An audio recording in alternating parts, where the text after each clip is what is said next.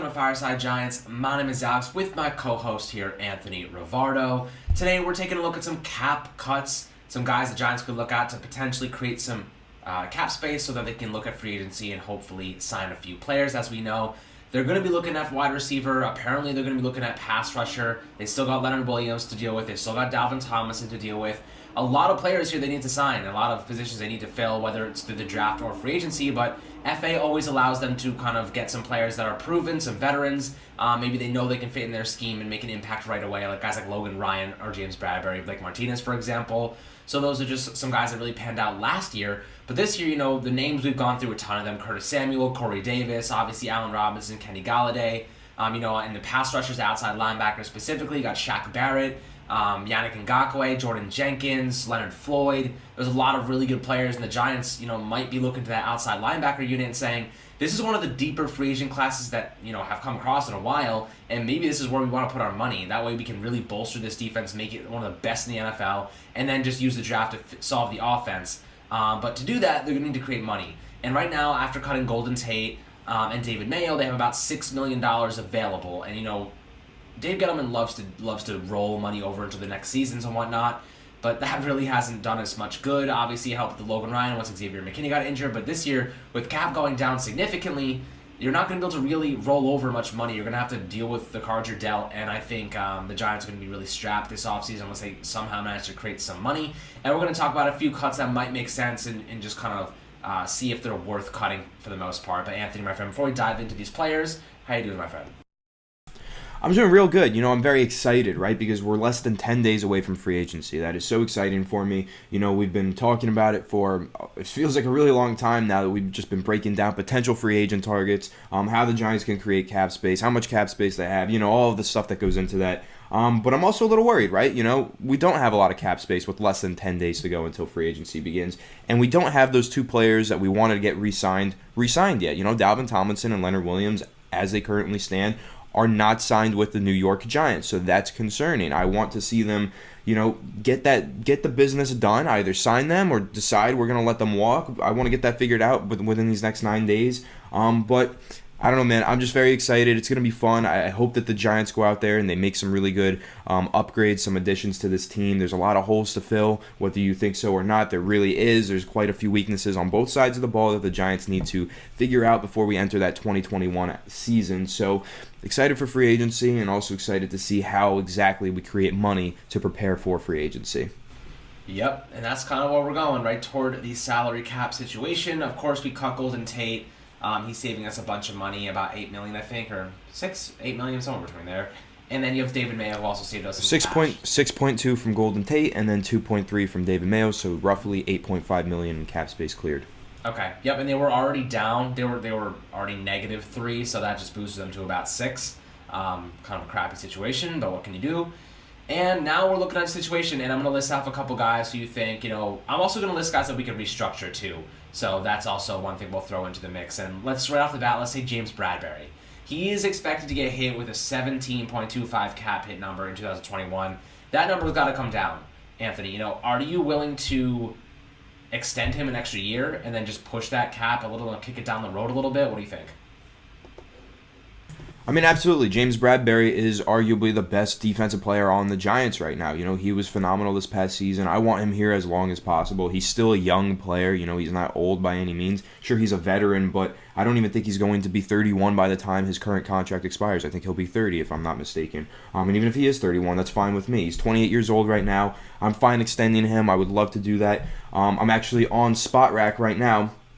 If they were to base salary restructure to James Bradberry, they can get his number down to around $11 million, which is a huge difference from the nearly the $17.5 million that he's due this season. So, but I would love to extend James Bradberry. I think he's amazing. I think that he's a guy that we want to keep around long term. We want to keep building this defense around him as our primary cornerback. So I think that's a really clever idea that the Giants should absolutely consider.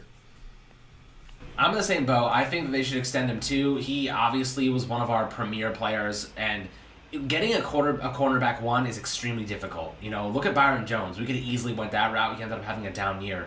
You never know when a guy's going to flop, a guy's going to just rise to the occasion. Bradberry ended up fitting our scheme perfectly, and the Giants even extended Patrick Graham to another contract. They added a couple years onto his current deal, so he's going to be around for a while. You might as well match that with Bradberry. Let him have his CB1 for the next couple of seasons. I think he's extremely young. What is he, 26 years old? He's got years left on his just in his legs and his body. So I think that's a great opportunity for him to extend a year, stay in New York another extra season, and you lower the cap hit. You could probably bring it down a couple $1 million, which would be significant this season. So I think we can agree, James Bradberry, you should extend him. Now, on to the next one, Nate Solder. These are the first two guys, by the way, in terms of percentage of cap space they're taking up. The next one's Nate Solder. We've talked about this extensively. He's set to hit $16.5 million in cap. And the simple fact is, they didn't cut him with Golden Tate and David Mayo, so that leaves two options for the Giants right now. Either they're going to restructure his contract and move him to right tackle, or they're going to ask him to take a massive pay cut, and basically just stick around, or they're going to cut him post-June 1st. That's kind of the sequence right now. I personally think cutting him post-June 1st is the best way to go about it, because you're going to save maximum dollars. You're going to save $10 million if you cut him post-June 1st. Use that money to sign your draft picks. That's how I personally see it. He hasn't played right tackle in over a decade. I don't feel comfortable with him playing right tackle now, especially 2021 with your quarterback needing to take a step up this year. I don't see it happening. I'd rather save the money, use it on the draft picks, whatever's left over, roll it over into a veteran guy. Just a stopgap 1 year. The next week and a half, 2 weeks, is going to be a slaughterhouse. So many guys are going to get cut. There's going to be so many available offensive linemen. The Giants have an opportunity just to go get a couple of cheaper ones, stopgap. I mean, it's not my preference. I'd rather them try and bring in some better guys and spend on the offensive line. But that's just not the case. Looks like they're building through the defense. Looks like they're going to try and retain Leonard Williams, Alvin Tomlinson. They love both of them, and that's kind of not a shock to me. But it also is going to take a lot away from allocating assets toward the offensive line. So that's kind of the reality there. But what do you think about Nate Solder? Do you think they cut him post-June 1st, save as much money as possible, or do you think they restructure and keep him at right tackle?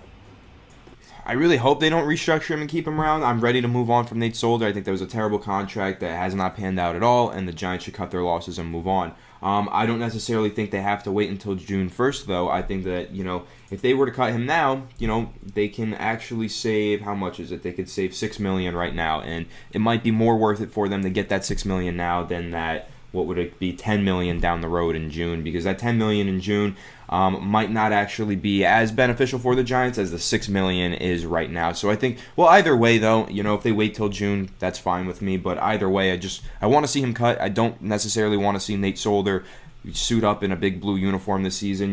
All respect to the guy. He's a great person, and I love all of the work that he's done off the field, and he has an incredible story. He's fought through a lot. He's persevered through a whole lot in his personal life. So, tons of respect to Nate Solder just as a football player and his fit with the New York Giants. I don't see it right now. I don't think that he necessarily fits on this roster at all. With Andrew Thomas entering his second year as left tackle, with Matt Parrott a developing right tackle, with the Giants, tight on cap space, I think this is a no-brainer. They should just move on from Nate Solder, whether it be now or in June. They should cut him and get the cap space.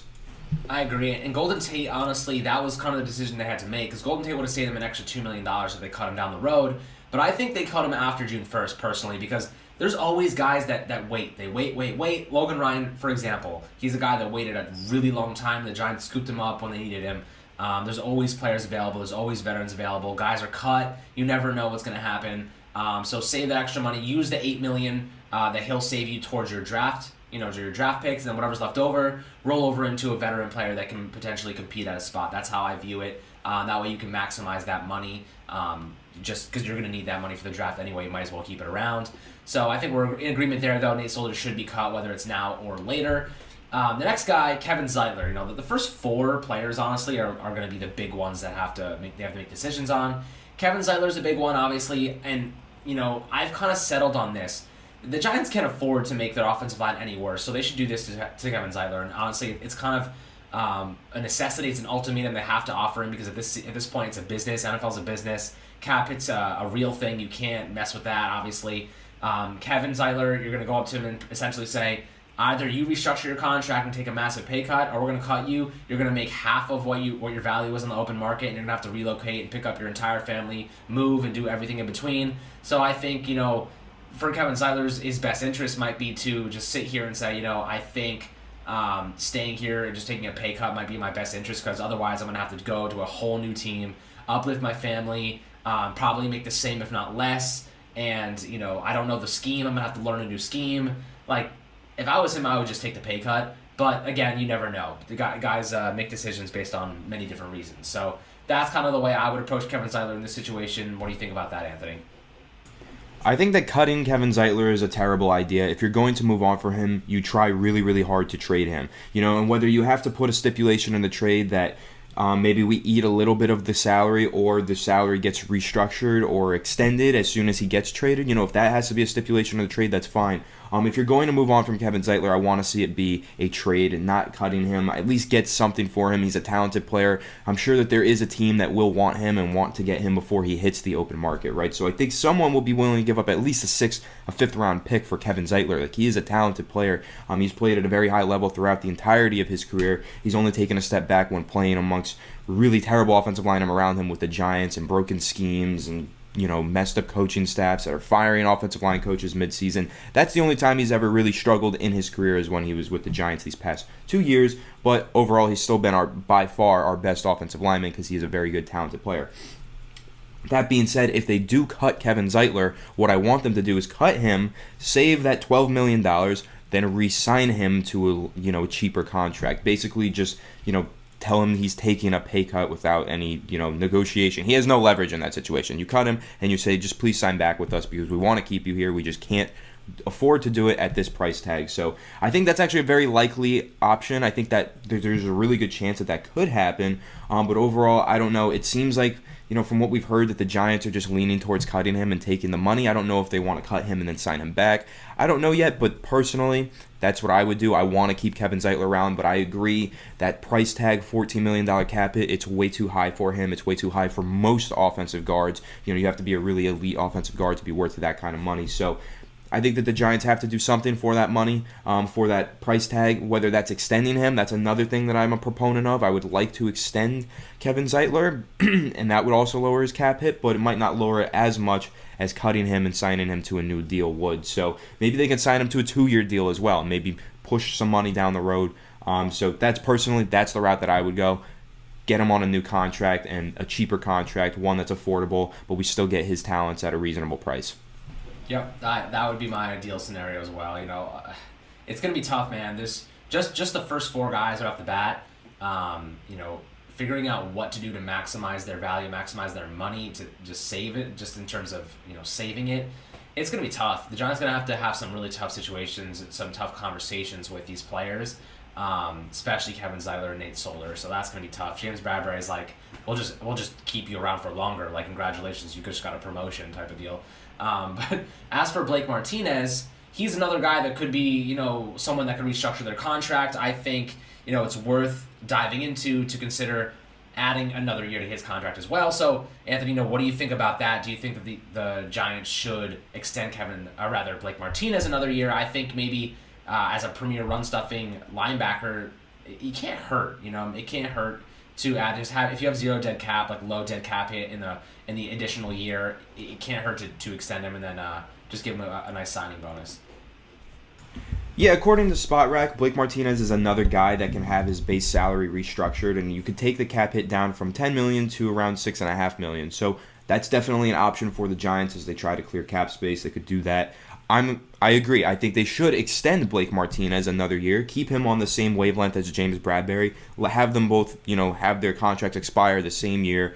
They got signed the same year, let them expire the same year. So I would extend both of them an extra year. You can move the salary cap, lower it, the salary cap hit this year, and move some of that money down the line. Give these players more security for their future anyway, which is what most of them want in the first place. So I think that's a really good idea. Extend Blake Martinez an additional year. Again, he's only 27 years old, so I think he'd be around 31 when the contract expires if we do extend him, because I think it's supposed to expire when he's 30. It's a perfectly done deal. And this is where I got to give props to Dave Gettleman. Last year, he did a really good job signing these players, Blake Martinez, James Bradberry, to pretty affordable and reasonable contracts. Their figures are very reasonable, and they lasted only 3 years. They were 3 years of deals, which was perfect timing because by the time both of those contracts expire, both of these players will be 30 years old. So I think that was perfectly done. So kudos to Dave Gettleman. But now I hope that Gettleman extends these players. We can see that they are perfect scheme fits. We know exactly what we're getting from them on the field, that they're solid contributors who really hold this defense together. Our defense was by far the strongest part of our team last year, so these are two core pieces that I want to keep around for as long as possible, so I'm a huge proponent of extending both of these players for an additional season.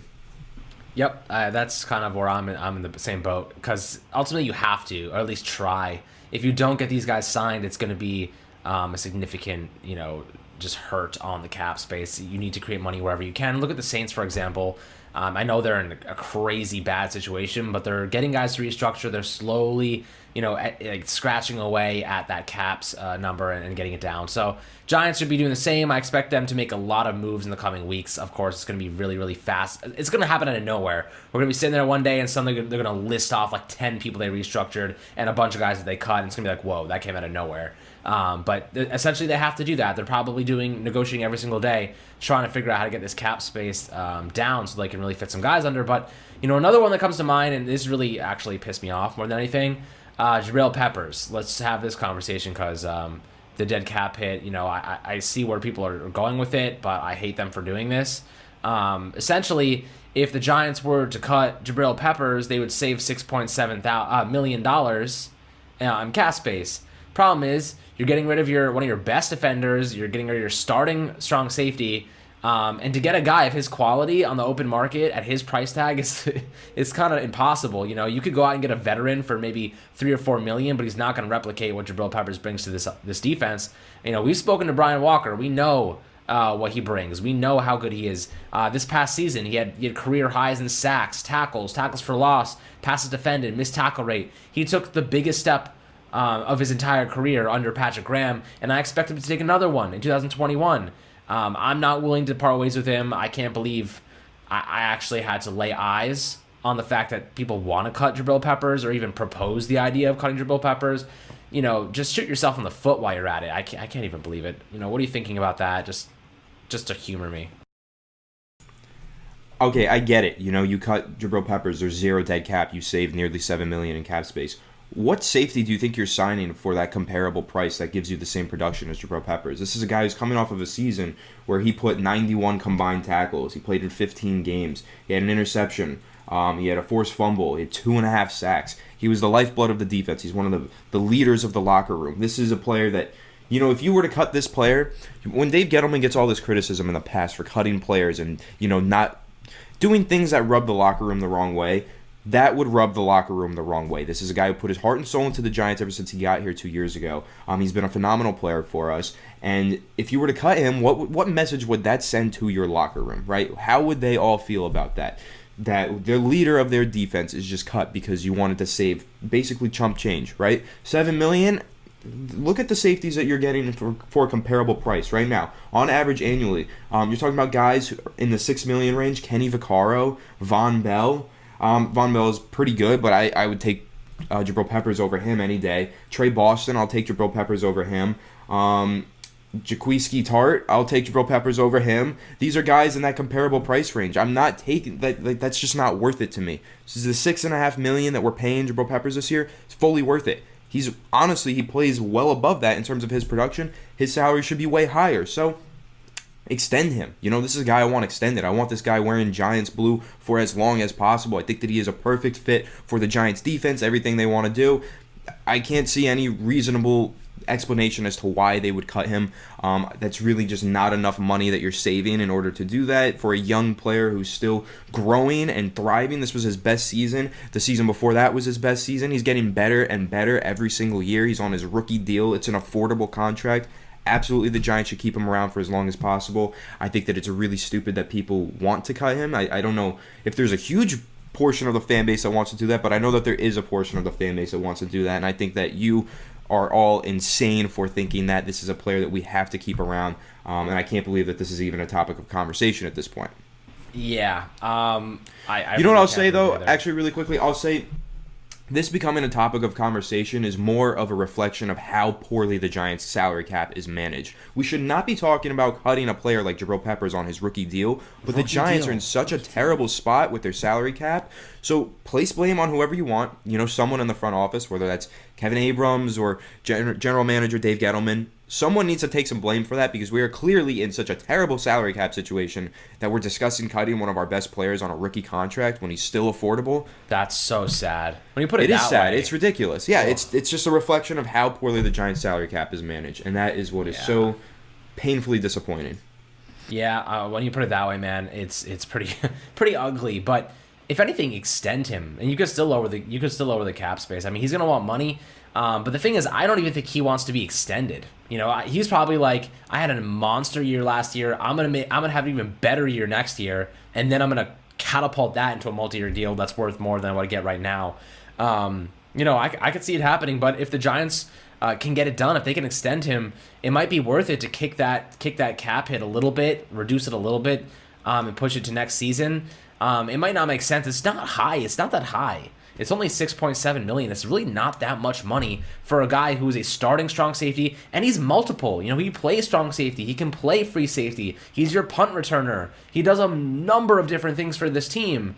You know, he's had a couple injuries here and there, but for the most part, when he's on the field, he is a force. We miss him when he's not on the field. We miss him dearly. You know, he is an aggressive player. He's a hard hitter. He collects interceptions sometimes.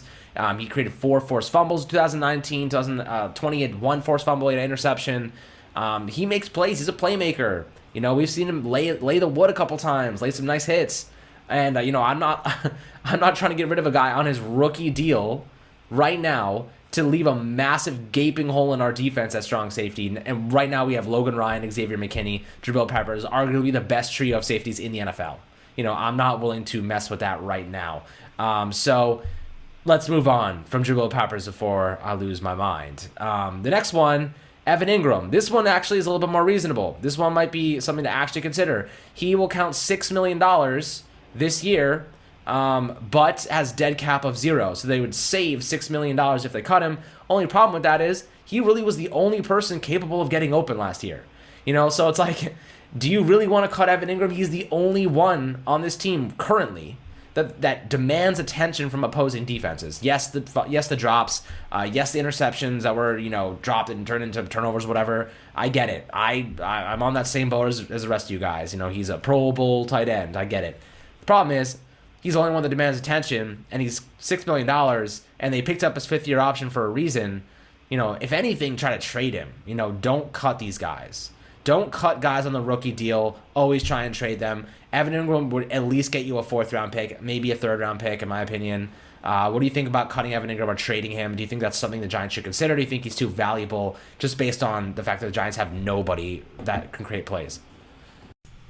I think trading him is reasonable. You know, he is a player that didn't meet expectations last season. I know he made the Pro Bowl, right? But he shouldn't have. He had a lot of drops. He was responsible for, 7 or 8 turnovers in total, 6 interceptions, a fumble, and then the other fumble that was credited to Daniel Jones on the jet sweep. So he was responsible for around 8 turnovers. That's detrimental to your offense. That can literally lose you games, and it literally did lose us games. The 11 drops didn't help much either, right? So he's coming off of a very disappointing season. So this is a time where you're selling at a low point, right? We would have wanted to sell him before this past season, sell him at the high point, trade him then. Oh well, we didn't. He played for us. Again, same argument. This is more of a reflection of how bad our salary cap space is. He is a rookie tight end who has shown a lot of talent in this league before. Yes, he struggled this past season, but athletically, there aren't many tight ends that can do what he does. And in terms of his rookie season, his 2nd season, his 3rd season, he flashed a lot of elite level play at times in those seasons. And even this year, he did have some games where he looked elite. You know, if you think back to 2019, Daniel Jones' rookie season, his first start, how many tight ends do you think could take a slant route, or it was a medium crosser, it was a crosser across the middle of the field, take that 75 yards to the house? How many tight ends do you think could really do that in this NFL? There's not many. He has rare traits. He is a rare player.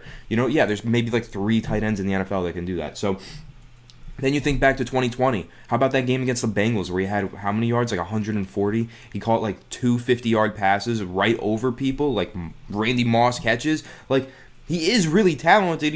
That's why he's so frustrating, because we all know how talented he is. He just can't play up to his own potential, and that is what gets so frustrating when watching Evan Engram. But if you're really talking about cutting Evan Engram and getting nothing in return just because you want to save $6 million, again, you're talking about how bad your salary cap situation is. This is a player that should either be extended or traded, not cut because you really need the salary cap space.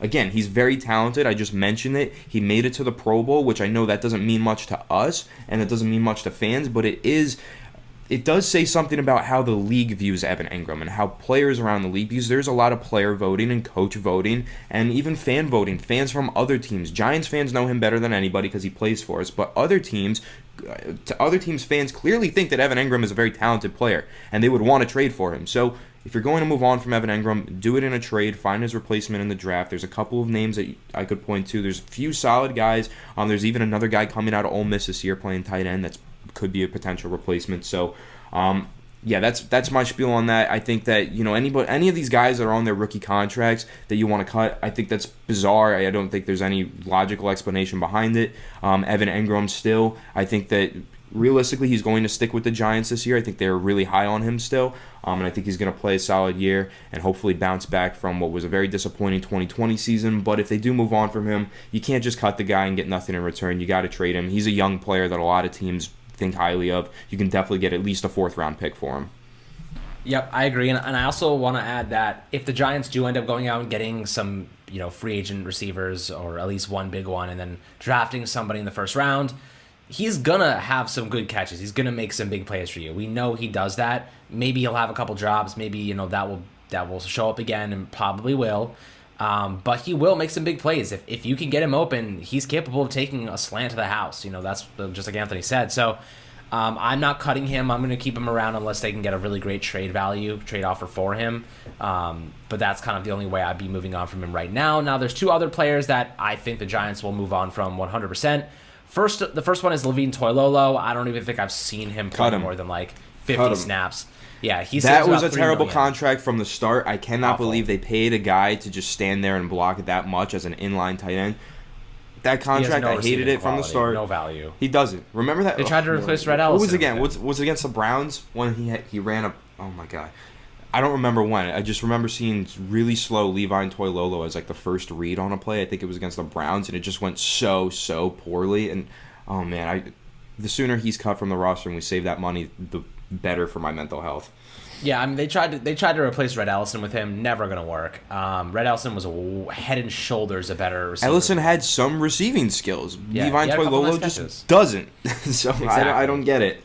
The next player on the list is none other than Riley Dixon, and he was a good punter in 2019. Took a massive step back in 2020, and the reality is, they're going to save a good chunk of change if they cut him, about $2.7 million dollars. And he's already overpaid for a punter, in my opinion. I think they cut him, they save that money, roll it over. They could probably end up saving about $1 million, but just by cutting him and signing somebody else.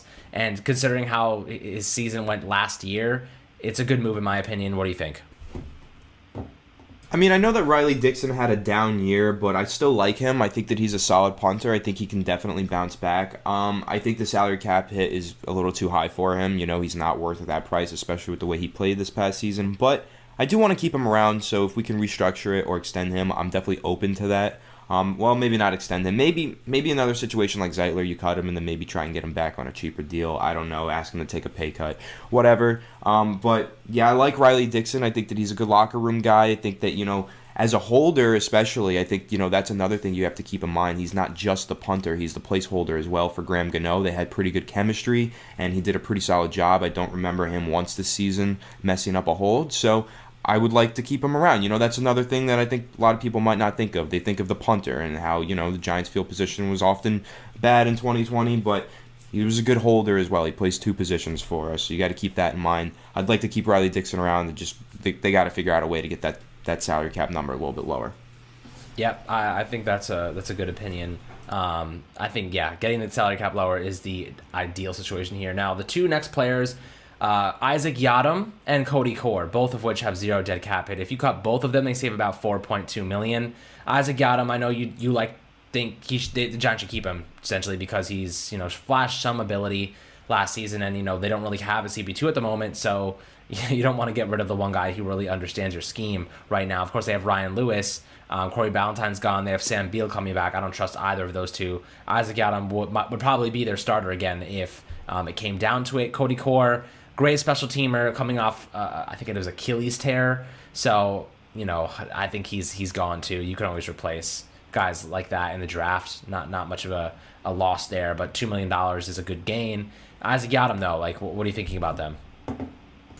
Okay, I definitely want to keep Isaac Yiadom. I know he's not the best player, but he's really solid depth. He can go out there and start, and he's done that. He had quality games for us. He had games where he really struggled, as he should, because he's a depth piece, right? So ideally, the Giants find the CB2 in the draft or, in free agency, and they find the guy to start over Isaac Yiadom. But I'd still like to keep Isaac Yiadom around because he's a young player who does know the scheme and has shown some solid ability.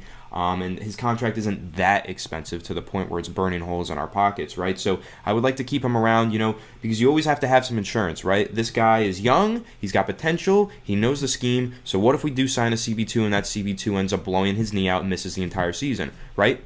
Then Isaac Yiadom steps in and we know what we're getting. We know that we don't have to lose too much sleep at night with Isaac Yiadom there at CB2. So I want to keep him around, a player who I still think has room to grow, and the Giants, they're not saving that much money and cutting him anyway, so I think they should just keep him.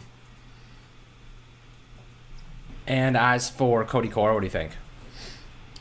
Cody Cora, okay, that's interesting because he didn't play this last season. He's coming off of an injury. In terms of are gunners easily replaceable? That's debatable because the Giants did have some trouble on special teams this past year once Nate Ebner went down with an injury, right? Nate Ebner kind of stood in to that new special teams captain role, and he was pretty solid. But when he was injured, the Giants special teams just all of a sudden fell apart. So would Cody Cora be able to step in and make a huge impact? Possibly. I know that the Giants greatly value special teams. Joe Judge was former special teams coordinator. He puts a lot of emphasis on that third facet of the game. So I could see them bringing back Cody Cora, but personally, I think the salary cap hit for his position, rather than CB2 potentially. We were talking about starting gunner. I think his salary cap hit is a little bit too high. He doesn't really add anything in the receiving game. He's not a guy who plays two positions. He doesn't go out there and line up as wide receiver and make a difference. So in terms of a gunner, I think the Giants can probably find a new gunner that's on a cheaper contract, probably through the draft, more easily replaceable. So just since that's a more easily replaceable position, I think that I would be comfortable moving on from Cody Cora at this contract. Okay, yeah, I think I'm on the same boat as you. So there's two guys left that I do want to talk about before getting into the below 1 million range, and then after the top 51 cutoff, you're really not saving much. You're saving very, very incremental amounts of cash. So might not be worth to do so. But there's two guys that could be cut candidates. One of them is Dante Pettis. He would save them about $1.35 million if they do cut him. That's a good chunk of change. That's something that they might have to do. But I like Dante Pettis. I think he was one of the only guys that showed some sort of ability on offense at wide receiver aside from Sterling Shepard this past year. I think they should keep him around and give him another chance to compete for a roster spot because for the most part, they can always cut him later on and save that money anyway. But I think I saw enough to feel as though he deserves a chance here. And the second guy is RJ Mcintosh. I don't even know what he's still doing on the roster, to be honest with you. They save about, $900K, maybe a little bit less. But for the most part, RJ Mcintosh and Dante Pettis, what are you thinking about those two? RJ Mcintosh, I think, is a solid player that hasn't seen the field enough. I think we should just keep him around, keep letting him develop. I don't think we're saving enough money to really move on from a young potential talent like that. In terms of, what was the other name? Why am I drawing a blank here? Sorry. Dante Pettis? Dante Pettis, again, another player. This one actually I think is interesting because, they can save a little bit of money. I think this is very dependent on what happens in free agency. I think this is a guy that they cut down the road if they do cut him. This is a guy that they cut in August during training camp. That's what I was thinking. Preseason, yeah, because I think that with Dante Pettis, he has a chance to really compete for a wide receiver 4 role.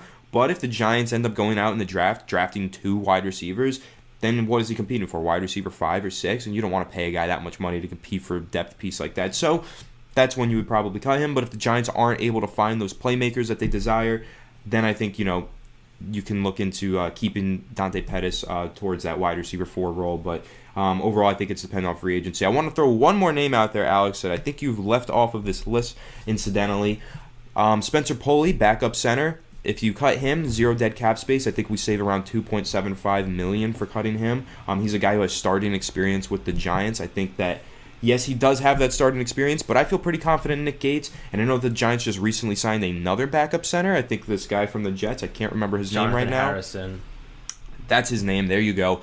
I think he should be the new backup center since his contract is much cheaper than Spencer Pulley's. I'm comfortable moving on from Spencer Pulley, cutting him and saving the $2.5 or so million that you can save by cutting him. Yeah, oddly, they don't have Spencer Pulley's name on over the cap, which is... I'm on Spot Rack right now, and it says Spencer Pulley's contract expires 2022. Yeah, I'm seeing that and too. $2.75 million cap figure with 0 dead cap. So Yeah. that to me... See ya. Yeah, I See snipped ya. that one. I'm going to cut that. Yeah, I mean, Jonathan Harrison's going to take his job, and I think he's being so. paid a fraction of that. He's making $1.2 million in terms of the cap hit 2021. It's less than half. Yeah, less than half. That's an easy one for me. I think same for you, Anthony. Spencer Pulley, see ya. Good luck in the future, and thank you for what you did with the Giants. I guess I'm not sure what that is, but thanks anyway. But guys, I hope you enjoyed this episode. Just running through a couple players who we think the Giants could release to clear some cap space in the near future. We need as much money as we can get. We have some big guys we got to retain. We got some big hopes and dreams in terms of getting a good wide receiver to pair with Sterling Shepard, maybe a guy in the draft as well. So there's a lot the Giants have to do. It's going to get real busy in the coming days, and we're going to be on top of it. As always, sorry, this episode I was a little tired, so if I sounded that way, that's because I was. But we're going to be on top of everything. The second any big news comes out, we'll be on it in terms of written content, audio. We got some good interviews coming up. Anthony's hooking it up and making some moves. Two interviews coming up, so stay tuned for those 2 draft prospects that we've got that have committed to coming on. So stay tuned for that, man. That's going to be really exciting. Yeah. Plus, a lot more film breakdowns. You guys keep requesting certain prospects. I'm going to try and bang out as many prospects as you guys request. So stay tuned for the film breakdowns as well. I know you guys like those a lot. Yep, and the dream, Ayla McNeil. He's going to be one of them. So I'm excited for that. But as always, guys, thank you so much for tuning into Fireside Giants. Make sure to subscribe below on YouTube and hit the notifications button for Apple and Spotify. We will catch you guys on the next video.